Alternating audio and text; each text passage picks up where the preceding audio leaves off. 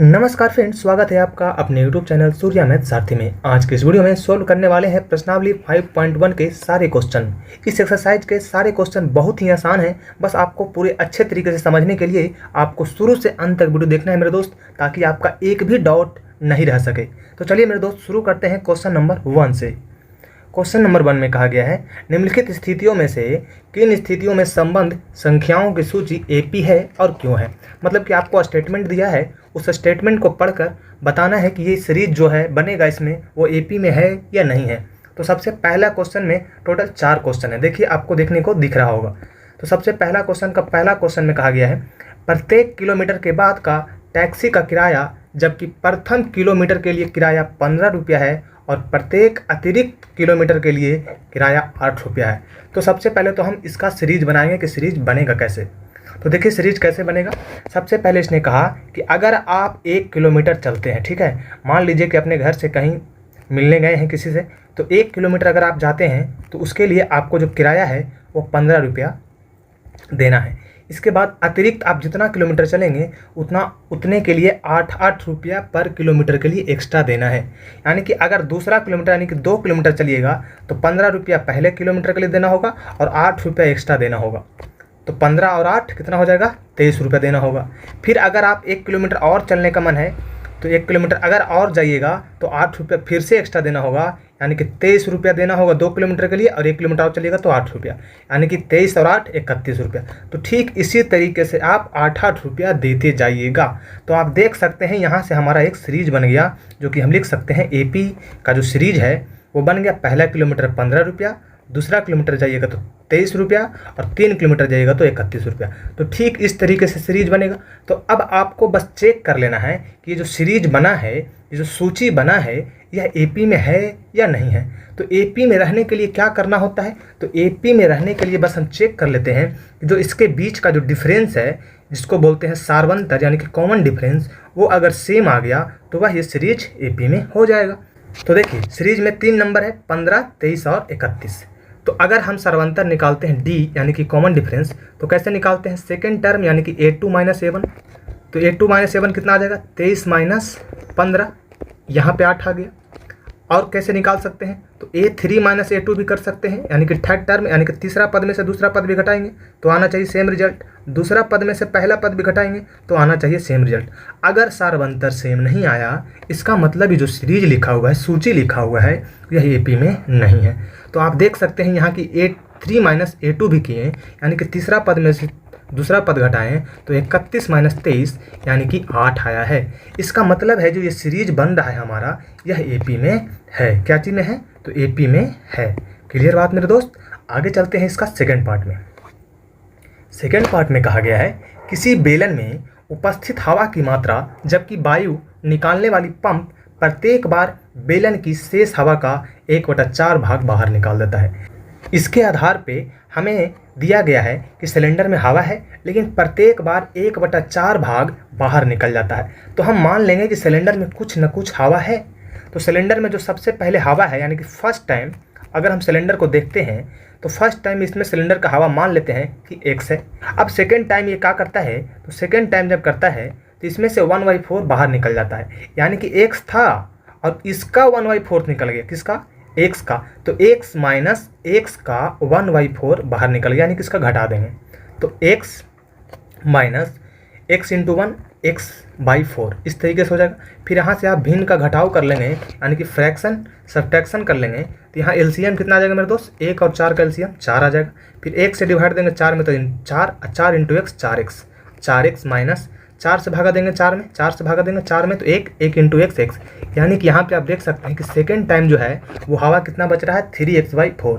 First time कितना था x, second time जब 1/4 निकल गया तो बचता है 3x/4।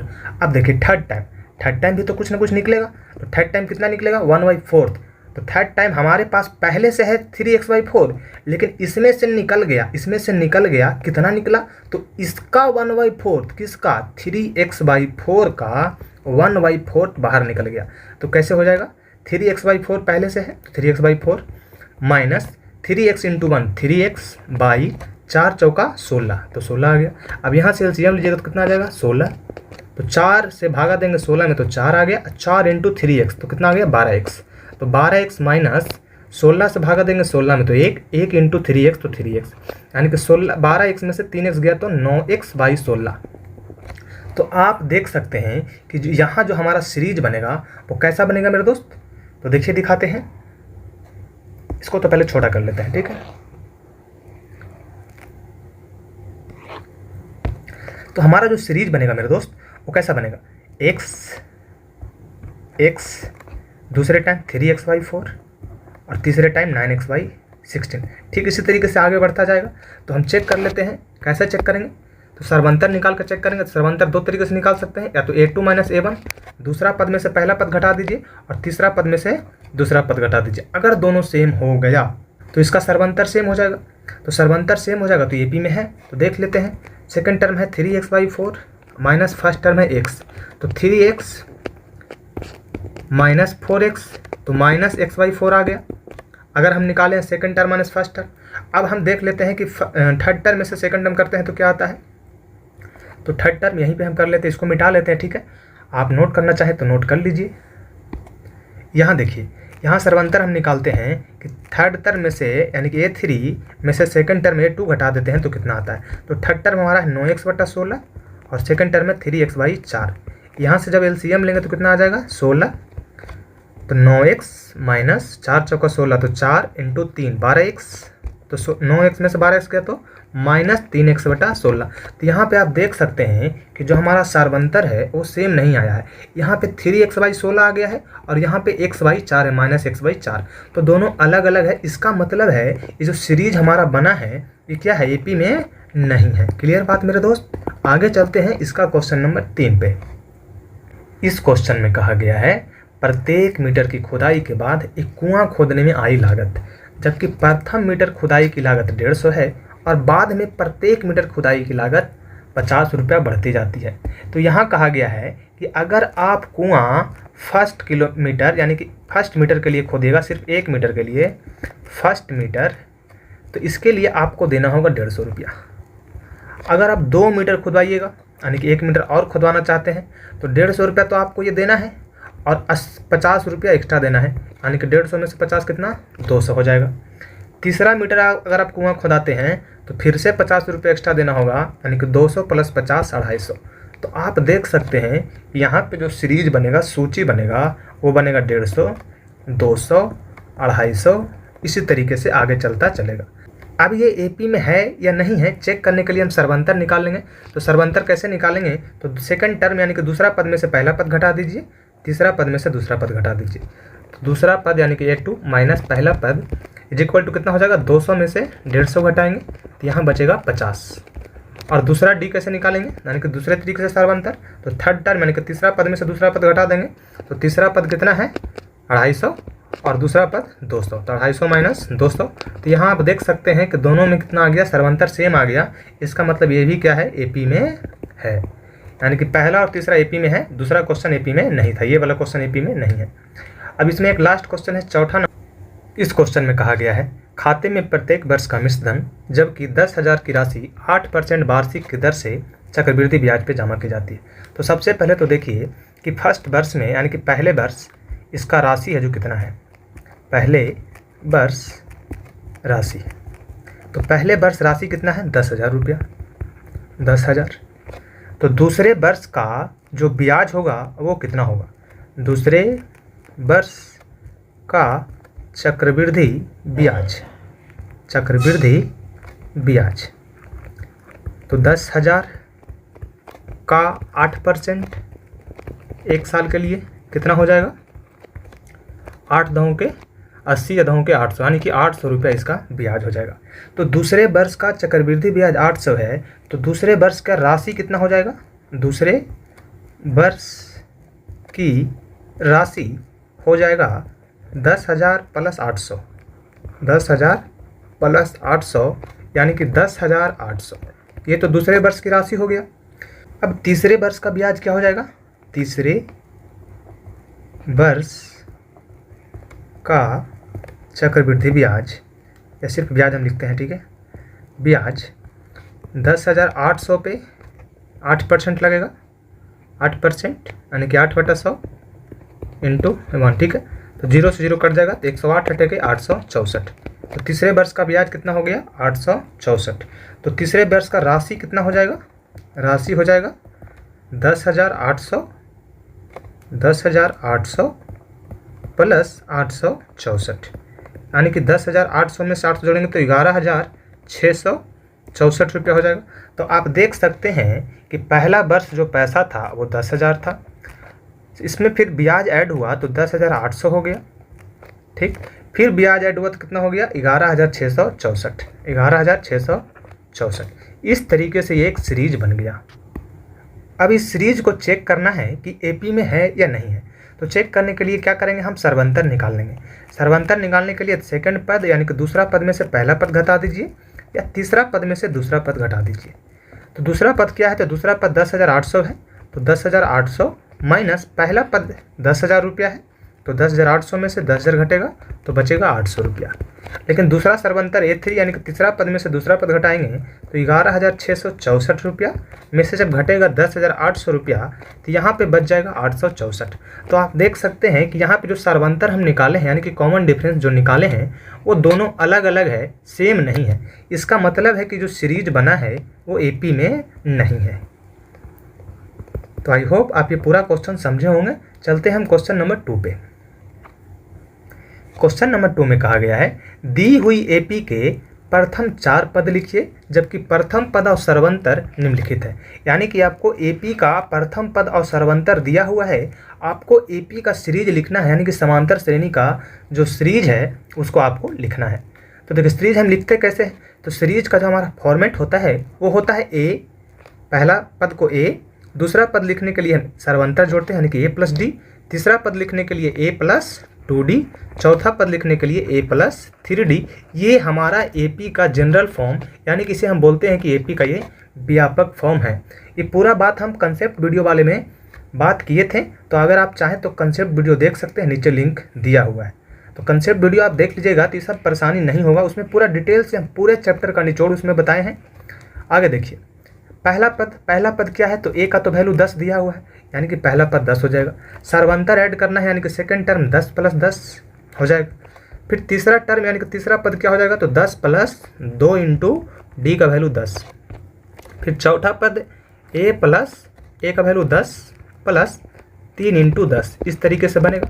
तो आप देख सकते हैं कि यहाँ पहला पद 10, दूसरा पद 10 और 10 20, फिर 10 ऐड होगा तो 2 दूना का 20, 10 30 और 40। तो इस तरीके का ये सीरीज बन गया। और हमको लिखना क्या था कि दी गई AP के प्रथम 4 पद लिखिए। तो प्रथम 4 पद हमारा होगा 10 20 30 40। तो ये था पहला का आंसर। इस तरीके से आप सोल्व कर सकते हैं। अब सेकंड नंबर क्वेश्चन में है A = -2 और D = 0। तो चलिए इसको भी सोल्व करते हैं। पहले मिटा लेते हैं। देखिए दूसरा नंबर, इसको भी इसी फॉर्मेट में लिखेंगे A+D, A+2D, A+3D। 4 पद हो गए, चारों को वैल्यू रख देंगे। A = -2 है, D का वैल्यू 0 है तो -2 + 0। तीसरा पद क्या हो जाएगा? -2 + 2 इंटू 0। चौथा पद -2 + 3 इंटू 0। अब 0 से मल्टीप्लाई कर देंगे तो ये पूरा टर्म तो आपका 0 हो जाएगा, ये पूरा टर्म 0 हो जाएगा, ये भी पूरा टर्म 0 हो जाएगा। यानी कि इसका जो सीरीज बनेगा वो -2 -2 -2 -2। इसका आगे का जितने भी टर्म होंगे वो सारा का सारा क्या होगा? सेम होगा। तो ये आपका आंसर हो गया, 4 पद AP के लिखा गया। अब क्वेश्चन नंबर 3 की ओर चलते हैं। लिख लीजिएगा, मिटा रहे हैं हम। यहाँ देखिए क्वेश्चन नंबर 3 के लिए भी यही सीरीज होगा। तो क्वेश्चन नंबर 3 के लिए A का वैल्यू कितना है? 4 और D का वैल्यू -9, यानी कि 4 + -3। फिर तीसरा टर्म कैसे निकालेंगे? तो 4 + 2 इंटू -3।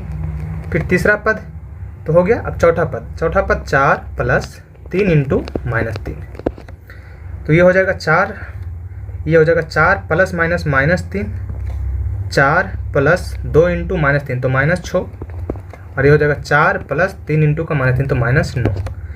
तो पहला पद 4, दूसरा पद 4 में से 3 गया तो 1, तीसरा पद 4 में से -6 चला जाएगा तो -2, और चौथा पद 4 में से -9 गया तो -5। तो ये आपका आंसर हो गया। आगे चलते हैं। इसमें कहा गया है a बराबर -1 और d बराबर 1/2।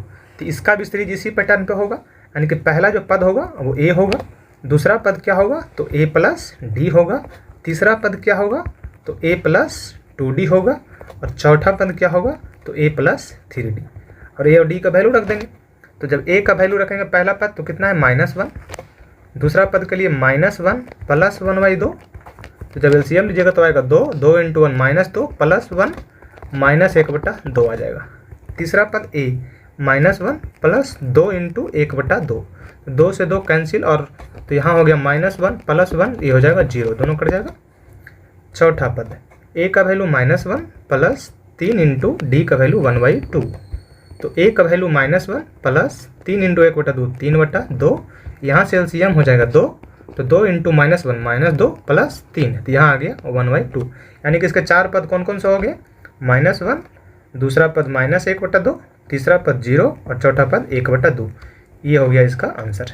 अब लास्ट क्वेश्चन जो है ये 5 नंबर, इसको सोल्व करने का प्रयास करते हैं। 5 नंबर में कहा गया है a का वैल्यू है -1.25 और d का वैल्यू है -0.25। तो कैसे निकलेगा देखिए, पहला पद यानी कि a, फिर दूसरा पद a प्लस d, तीसरा पद a प्लस 2d और चौथा पद a प्लस 3d। इसी तरीके से लिखेंगे। पहला पद कितना है तो -1.25, दूसरा पद a प्लस d तो -1.25 प्लस -0.25। तो ये प्लस माइनस क्या हो जाएगा, प्लस माइनस माइनस हो जाएगा, तो -1.25 -0.25 तो -1.50। तीसरा पद हो जाएगा a प्लस 2d। a का वैल्यू कितना है -1.25 प्लस 2 × d, d का वैल्यू 0.25 जो कि क्या है माइनस में है। तो -1.25 प्लस 2 × 0.25 तो कितना हो जाएगा 0.5, और माइनस में हो जाएगा प्लस माइनस माइनस, तो -0.50 जो कि हो जाएगा -1.75। चौथा पद a प्लस 3d, यानी कि a का वैल्यू -1.25 प्लस 3 × d, तो 3 × 0.25 माइनस में है, तो -1.25 प्लस माइनस माइनस 0.75, ये हो जाएगा -2.0 यानी कि -2। तो इसका जो सीरीज है वो क्या हो गया -1.25 -1.50 -1.75 और -2.0। इस तरीके से इसका सीरीज बनेगा। आगे चलते हैं क्वेश्चन नंबर 3 पे। क्वेश्चन नंबर 3 में कहा गया है निम्नलिखित में से प्रत्येक एपी के लिए प्रथम पद और सर्वंतर लिखिए। यानी कि एपी में हमको दिया हुआ है इसका प्रथम पद और सर्वंतर निकालना है। तो प्रथम पद यानी कि A1 क्या होता है, जो सबसे पहले लिखा है वही हमारा प्रथम पद, यानी कि इसका प्रथम पद 3 है। सर्वंतर निकालने के लिए क्या करते हैं, सेकंड टर्म में से फर्स्ट टर्म घटाइए, या थर्ड टर्म में से सेकंड टर्म घटाइए, या फोर्थ टर्म में से तीसरा टर्म घटाइए। सारा का सारा सर्वंतर सेम आएगा। इसमें सर्वंतर कितने तरीके से निकाल सकते हैं, 3 तरीके से। तो D1 बराबर दूसरा पद A2 माइनस पहला पद कर लीजिए, या दूसरा तरीका है कि थर्ड टर्म यानी कि तीसरा पद में से दूसरा पद घटा लीजिए A3 माइनस A2। तीसरा तरीका जो है वो है A4 यानी कि चौथा टर्म में से तीसरा टर्म घटा दीजिए। इस तरीके से आप निकाल सकते हैं। ज़रूरी नहीं है कि तीनों आपको चेक करना है, बस आप कोई एक को चेक कर लीजिए और सर्वंतर निकाल सकते हैं, क्योंकि सबसे पहले ही कहा गया है कि सीरीज हमको एपी में दिया हुआ है। बस आपको प्रथम पद और सर्वंतर लिखना है। अगर कहता कि एपी में है या नहीं है चेक करना है, तब आपको तीनों इस तरीके से निकालना पड़ता। तो आप देखिए तीनों में रिजल्ट सेम आएगा। पहला है A2 माइनस A1 यानी कि दूसरा पद 1 में से पहला पद 3 है, तो 1 में से 3 गया तो -2। फिर तीसरा पद में से दूसरा पद, तीसरा पद है -1 में से घटाएंगे -1, तो -2 यहाँ भी आ रहा है। चौथा पद, तो चौथा पद कितना है, चौथा पद -3 और तीसरा पद -1, तो -3 में से जब घटाना है -1 को तो हो जाएगा -3 + 1 तो हो गया -2। तो आप देख सकते हैं कि यहाँ पे जो हमारा D है वो सारा का सारा क्या है, सेम है -2। तो इस तरीके से आएगा।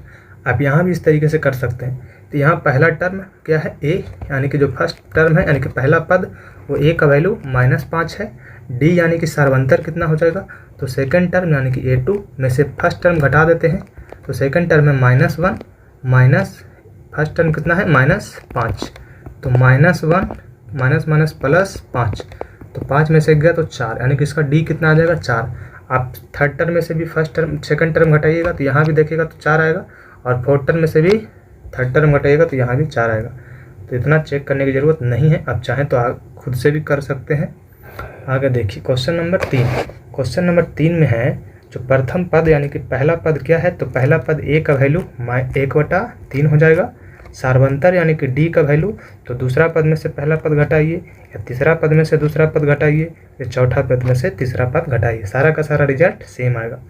तो देखिए दूसरा टर्म यानी कि a2 minus a1 is equal to क्या हो जाएगा 5/3 माइनस 1/3, 3 एलसीएम हो जाएगा, तो 5 में से 1 गया तो आएगा 4/3।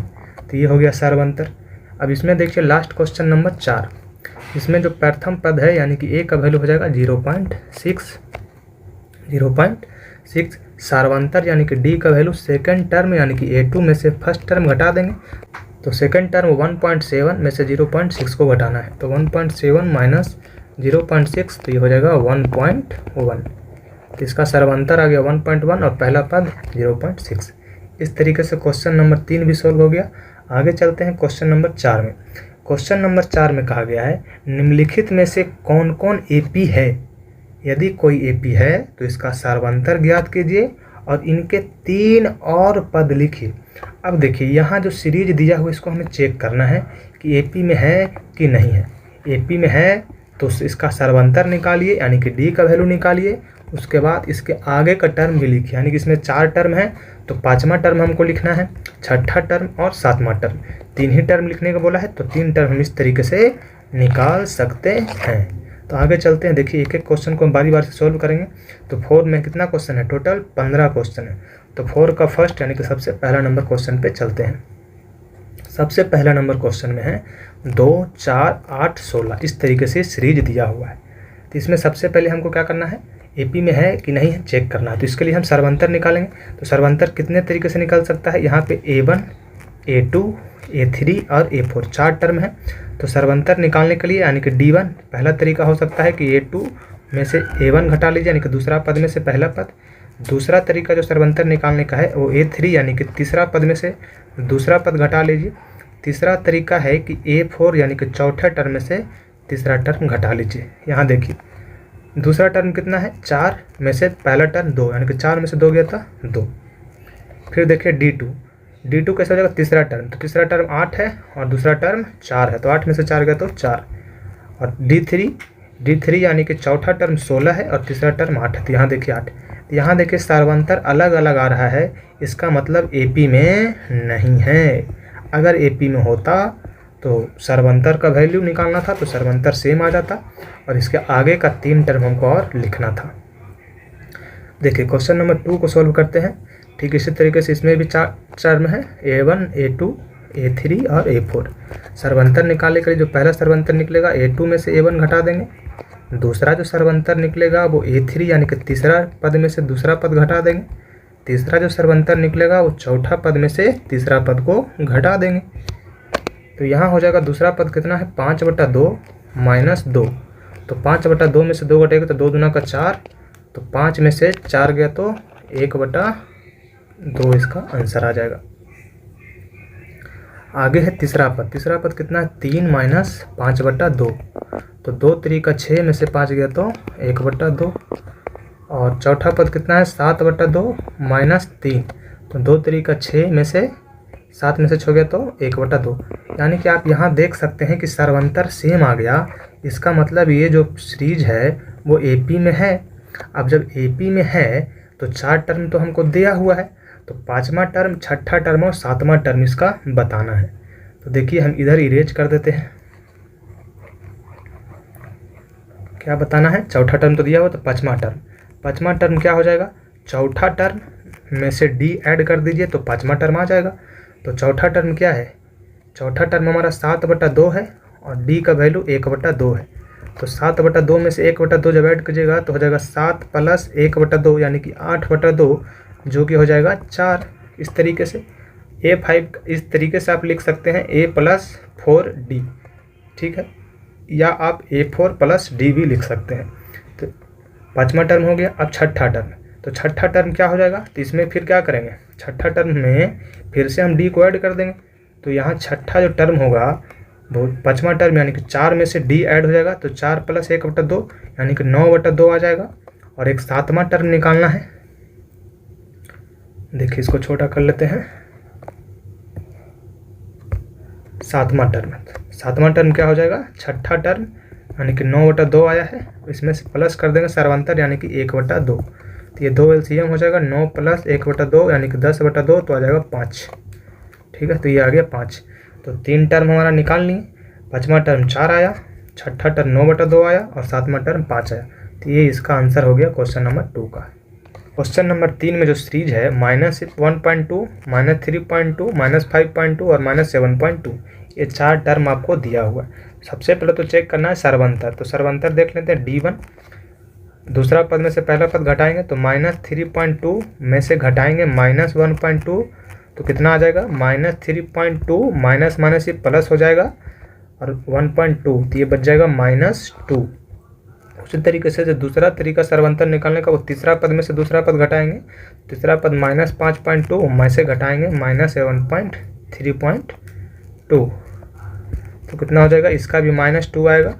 फिर उसी तरीके से तीसरा जो सर्वंतर होगा वो चौथा पद यानी कि -7.2 में से घटा देंगे तीसरा पद यानी कि -5.2, तो जब इसको भी घटाएंगे तो -2 आएगा, जो कि आप देख सकते हैं कि इसका सर्वंतर सेम है।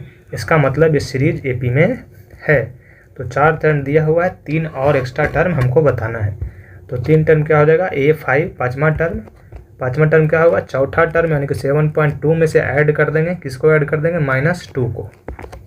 तो 7.2 + -2, तो कितना हो जाएगा, -9.2 हो गया पाँचवा टर्म। छठा टर्म क्या होगा, तो पाँचवा टर्म में से फिर से D ऐड कर देंगे, तो पाँचवा टर्म -9.2, इसमें ऐड करेंगे -2, तो ये हो जाएगा -11.2। उसी तरीके से सातवां पद क्या हो जाएगा, -11.2 में प्लस कर देंगे -2, तो आ जाएगा -13.2। इस तरीके से 3 पद हमारा निकल गया, -9.2, -11.2 और -13.2। अब ये क्वेश्चन नंबर 4 आप खुद से होमवर्क बनाइए और कमेंट बॉक्स में इसका जवाब दीजिए। आगे चलते हैं क्वेश्चन नंबर 5 पे। क्वेश्चन नंबर 5 का जो सीरीज है वो है 3, 3 + √2, 3 + 2√2 और 3 + √3। तो आप देख सकते हैं कि यहाँ पे जो इंक्रीज हो रहा है, पहला टर्म ये हमारा A1 है, पहला टर्म, ये हमारा A2 यानी कि दूसरा टर्म, ये A3 यानी कि तीसरा टर्म और ये A4 यानी कि चौथा टर्म। तो आप देख सकते हैं कि इन दोनों का जो बीच का गैप है, घटाएंगे A2 में से A1 घटाएंगे तो कितना आएगा, A2 में से A1 जब घटाएंगे तो बच जाएगा कौन, 3 से 3 कट जाएगा, बटेगा √2। यहाँ A3 में से जब A2 घटाएंगे यानी कि दूसरा पद, तो 3 + 2√2 में घटाएंगे 3 + √2, तो यहाँ भी बचेगा √2। और चौथा टर्म में से तीसरा टर्म घटाएंगे तो ये भी बचेगा √2। इसका मतलब आप देख सकते हैं कि सर्वंतर हमारा जो है वो √2 आ रहा है। इसका मतलब सर्वंतर सेम है। इसका मतलब ये भी सीरीज AP में है। अब AP में है तो इसका 4 टर्म दिया हुआ है, तो पाँचवा टर्म लिखेंगे तो कैसे होगा पाँचवा टर्म, तो चौथा टर्म है 3 + 3 √2, इसमें हम सर्वंतर ऐड कर देंगे जो कि है √2, तो ये हो जाएगा कितना, 3 + 4 √2। ठीक है, अब आगे छठा पद हो जाएगा, यानी कि पाँचवा पद कितना है, 3 + 4 √2, इसमें ऐड कर देंगे सर्वंतर जो कि है √2, तो आ जाएगा छठा टर्म जो कि आ जाएगा 3 + 5 √2। उसी तरीके जो सातवां टर्म आएगा, 3 + 5 √2 में से फिर से √2 ऐड कर देंगे, तो हो जाएगा 3 + 6 √2। तो इस तरीके से ये 3 एक्स्ट्रा जो अलग सीरीज है, 3 टर्म है, वो निकल गया। अब चेक करेंगे छठा क्वेश्चन वो AP में है कि नहीं है। तो छठा क्वेश्चन में कहा गया 0.2, 0.22, 0.222 मतलब 222 और 0.222, इस तरीके से है। तो ये भी देखिए पहला टर्म है, ये दूसरा टर्म है, ये तीसरा टर्म है, ये चौथा टर्म है। सर्वंतर कैसे निकालते हैं, तो दूसरा पद में से पहला पद घटाएंगे, तो 0.22 में से घटाएंगे 0.2, तो कितना हो जाएगा 0.02, ये आएगा 0.02। लेकिन अब हम तीसरा पद जो हमारा 0.222 है, इसमें से घटाएंगे दूसरा पद यानी कि 0.22, तो इसका क्या आएगा, तो इसका आएगा 2 में से 0 गया तो 2, 0, 0.00, यानी कि इसका आ रहा 0.002। और जब चौथा पद में से तीसरा पद घटाएंगे तो ये आ जाएगा 0.0002। इसका मतलब है कि ये तीनों जो सार्वंतर है वो अलग अलग आ गया। इसका मतलब है कि एपी में नहीं है। अगर सार्वंतर सेम है, कॉमन डिफरेंस डी यानी कि सेम है, तो वो एपी में है। अगर सेम नहीं है तो एपी में नहीं है। तो 6 नंबर का क्वेश्चन एपी में नहीं है। ठीक है, एपी में नहीं है। आगे चलेंगे क्वेश्चन नंबर 7। क्वेश्चन नंबर 7 में भी 4 टर्म है, A1, A2, A3 और A4। तो सबसे पहले सर्वंतर निकाल कर चेक करेंगे। सर्वंतर कैसे निकालेंगे, दूसरा पद में से पहला पद घटाएंगे। तो -4 में से जब 0 घटाइएगा तो -4 ही होगा।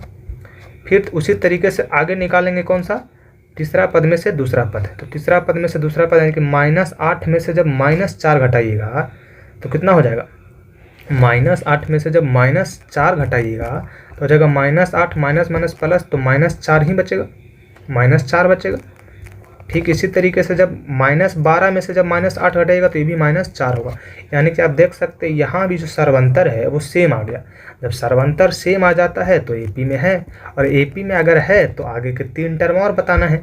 4 टर्म तो दिया है, तो 5वां टर्म क्या हो जाएगा, तो चौथा टर्म जो है, 5वां टर्म निकालने के लिए क्या करेंगे, जो चौथा टर्म है उसमें सर्वंतर ऐड कर देंगे। तो चौथा टर्म हमारा -12 है और सर्वंतर आया है -4, तो -12 प्लस -4 तो हो जाएगा -16। इसी तरीके से छठा टर्म हो जाएगा -16 प्लस -4 यानी कि -20। उसी तरीके से 7वां जो टर्म हो जाएगा वो हो जाएगा -20 प्लस -4 यानी कि -24। इस तरीके से आंसर आ गया।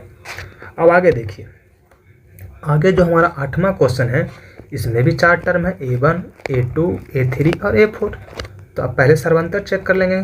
सर्वंतर क्या आ रहा है, तो -1/2 में से घटाएंगे -1/2 तो कितना आएगा, 0। तीसरा पद में से जब दूसरा पद घटाएंगे तो सबका सम सेम है, यानी कि सर्वंतर क्या आने वाला है, 0। यानी कि सर्वंतर सेम है, तो हमें 5वां टर्म, छठा टर्म और 7वां टर्म निकालना है। तो 5वां टर्म कैसे निकलेगा, -1/2 प्लस 0 यानी कि -1/2। छठा टर्म भी आएगा सेम और 7वां टर्म भी आ जाएगा सेम। यानी कि इस एपी का सारा टर्म सेम होगा, क्योंकि इसका सर्वंतर 0 है। हर बार जो इंक्रीज हो रहा है 0 हो रहा है, इसका मतलब कोई इंक्रीज नहीं हो रहा है, तो इसका सारा का सारा पद सेम होगा। आगे चलेंगे क्वेश्चन नंबर 9। क्वेश्चन नंबर 9 में जो सीरीज है वो 4 टर्म है, A1, A2, A3 और A4। अब आप यहाँ देख सकते हैं कि कितना का इंक्रीज हुआ। तो सबसे पहला जो निकाल सकते हैं सर्वंतर, वो 3 में से 1 घटा देंगे, यानी कि दूसरा पद में से पहला पद। तो यहाँ देखिए 2 आ गया, 2 आ गया। फिर दूसरा निकाल सकते हैं 9 में से 3 घटा के, 9 में से 3 जाएगा तो 6, और 27 में से 9 गया तो 18। तो यहाँ आप देख सकते हैं कि जो सर्वंतर है वो सेम नहीं है, सेम नहीं है। इसका मतलब एपी में नहीं है। जब एपी में है ही नहीं तो इसका आगे का टर्म हम निकालेंगे कैसे। आगे चलते हैं क्वेश्चन नंबर 10 में। क्वेश्चन नंबर 10 में भी 4 टर्म, A1, A2, A3 और A4। तो सबसे पहले सर्वंतर चेक करेंगे, D बराबर, तो D बराबर सेकंड टर्म में से फर्स्ट टर्म घटाएंगे, यानी कि 2A में से A घटेगा तो A आएगा। फिर 3A में से 2A घटेगा तो यहाँ भी A आ रहा है, और 4A में से जब 3A घट रहा है तो यहाँ भी A आ रहा है। इसका मतलब इसका सर्वंतर सेम है, तो क्या हो जाएगा, सर्वंतर यानी कि D सेम है तो AP में है। अब जब AP में है तो आगे का 3 टर्म बताना है, यानी कि 5वां टर्म, छठा टर्म और 7वां टर्म। 5वां टर्म कैसे निकलेगा, तो चौथा टर्म जो है 4A, उसमें हम सर्वंतर ऐड कर देंगे तो आ जाएगा 5वां टर्म। फिर उसी तरीके से जो 5वां टर्म है उसमें हम सर्वंतर ऐड कर देंगे तो आ जाएगा छठा टर्म यानी कि 6A। उसी तरीके से 7वां टर्म में हम, यानी कि छठा टर्म 6A है, उसमें सर्वंतर ऐड कर देंगे तो आएगा 7A, जो कि हो जाएगा 7वां पद। इस तरीके से ये 3 पद भी निकल गया। अब आगे देखिए क्वेश्चन नंबर 11। सब इसी तरीके से आसान है, आप खुद से भी चाहें तो पेन पेपर लेके कर सकते हैं। यहाँ देखिए, यहाँ सर्वंतर देखिए अलग अलग आ जाएगा। A1 पहला पद, दूसरा पद, A3, A4, ठीक है। तो दूसरा पद क्या है, A2, यानी कि A स्क्वायर में से A घटेगा तो घटता ही नहीं है। फिर A क्यूब में से A स्क्वायर घट जाएगा, तीसरा पद में से दूसरा पद, और A4 यानी कि A का पावर 4 माइनस A का क्यूब घटेगा। तो ये क्या है, ये D बराबर नॉट सेम, यानी कि डी क्या है, सेम नहीं है। तो जब सेम ही नहीं है तो आगे का पद कहाँ से निकालेंगे। अब यहाँ देखिए, यहाँ सारा का सारा रूट में लिखा है, तो सबसे पहले तो इसको रूट से बाहर निकालना होगा। तो √2 को तो बाहर नहीं निकाल सकते हैं, तो √2 का 2, √8 को हम लिख सकते हैं 2√2। इस तरीके से निकालते हैं, जिसका फैक्टर निकाल लेते हैं 2 × 2 × 4 दोनों 8, ठीक है। और 2 का पेयर बना के बाहर निकाल लेते हैं, तो 2 का पेयर बाहर निकलेगा तो 2√2 हो जाएगा। तो √8 को हम लिख सकते हैं 2√2, √18 को लिख सकते हैं 3√2, और √32 को लिख सकते हैं 4√2। तो यहाँ पे देखिए सार्वंतर जो होगा वो दूसरा पद में से पहला पद जब घटेगा तो 2√2 में से जब √2 घटेगा तो आएगा √2। फिर तीसरा पद में से जब दूसरा पद घटेगा तो 3√2 में से जब 2√2 घटेगा तो यहाँ भी आएगा √2। उसी तरीके से जब चौथा पद 4√2 में से घटेगा तीसरा पद तो यहाँ भी आएगा √2। यानी कि ये जो सीरीज है वो एपी में है। एपी में है तो हमको बताना है पाँचवा टर्म, छठा टर्म और सातवां टर्म। पाँचवा टर्म क्या हो जाएगा, तो पाँचवा टर्म हमारा चौथा जो टर्म है उसमें हम सार्वंतर ऐड कर देंगे, यानी कि 4√2 प्लस √2 तो हो जाएगा 5√2। उसी तरीके से छठा टर्म है तो पाँचवा टर्म 5√2 है, जिसमें जब सार्वंतर ऐड कर देंगे तो आ जाएगा 6√2। सातवां टर्म छठा टर्म में ऐड कर देंगे सार्वंतर तो आ जाएगा 7√2। इस तरीके से ये 3 टर्म आ गया। क्वेश्चन नंबर 13 नंबर में कहा गया है √3, √6, √9, √12। तो √3 को तो हम बाहर नहीं निकाल सकते हैं, ना ही √6 को निकाल सकते हैं, लेकिन √9 को निकालेंगे तो 3 हो जाएगा, और √12 को निकालेंगे तो 2√3 हो जाएगा। तो यहाँ पे आप देख सकते हैं कि सार्वंतर जो है वो दूसरा पद में से पहला पद घटाएंगे तो √6 - √3 घटेगा ही नहीं। फिर तीसरा पद में से दूसरा पद घटाएंगे तो 3 - √6, और चौथा पद में से जब तीसरा पद घटाएंगे तो 2√3 में से 3 है। तो यहाँ क्या है, डी सेम नहीं है। डी सेम नहीं है तो एपी में नहीं है। क्या है, एपी में नहीं है, तो लिख देंगे एपी में नहीं है। क्लियर। आगे चलते हैं क्वेश्चन नंबर 14। अब क्वेश्चन नंबर 14 का पहले हमको स्क्वायर निकालना होगा। 1 का स्क्वायर 1 होता है, 3 का स्क्वायर 9 होता है, 5 का स्क्वायर 25 होता है, और 7 का स्क्वायर 49 होता है। अब हमको चेक करना सार्वंतर। तो सार्वंतर दूसरा पद में से पहला पद घटाएंगे तो 9 में से 1 गया 8, फिर तीसरा पद में से दूसरा पद घटाएंगे तो 25 में से 9 गया तो 16, और चौथा पद में से तीसरा पद घटेगा तो 9 में से 5 गया 4, 4 में से 2 गया 24, 8, 16, 24 आ रहा है। तो यहाँ भी सार्वंतर सेम नहीं है, इसका मतलब ये भी एपी में नहीं है। आगे चलेंगे लास्ट क्वेश्चन इस एक्सरसाइज का, जो कि है 1 का स्क्वायर 1, 5 का स्क्वायर 25, 4 का स्क्वायर 49 और 73 का 73। तो यहाँ देखेंगे सार्वंतर सेम है कि नहीं। तो सार्वंतर के लिए दूसरा पद 25 में से घटाएंगे, आएगा 24, फिर तीसरा पद में से दूसरा पद यानी कि 49 में से 25 घटेगा तो ये भी आएगा 24, और चौथा पद 73 में से जब 49 घटाएंगे तो 73 में से 49 घटाएंगे तो ये भी आएगा 24। इसका मतलब ये सीरीज एपी में है, और एपी में है तो आगे का 3 टर्म बताना है। तो आगे का टर्म हो जाएगा पाँचवा टर्म A4 प्लस डी। तो A4 कितना है 73 प्लस डी है 24, तो 4 3 7, 4 2 7 2 9 97। छठा टर्म क्या हो जाएगा, तो छठा टर्म हो जाएगा A5, यानी कि पाँचवा टर्म में डी ऐड कर देंगे। पाँचवा टर्म में 97 प्लस 24, 7 4 11 के 1 बाकी 1, 9 2 11 1 12, 121 हो जाएगा। और सातवां टर्म हो जाएगा छठा टर्म में से जब डी ऐड कर देंगे तो छठा टर्म कितना है 121 प्लस 24 तो 145। इस तरीके से इस एक्सरसाइज के सारे क्वेश्चन सोल्व हो गया है। मिलेंगे नेक्स्ट वीडियो में जिसमें हम सोल्व करेंगे एक्सरसाइज 5.2। अभी के लिए इतना ही, तो मिलते हैं नेक्स्ट वीडियो में दोस्त। जय हिंद friends, bye bye and take care.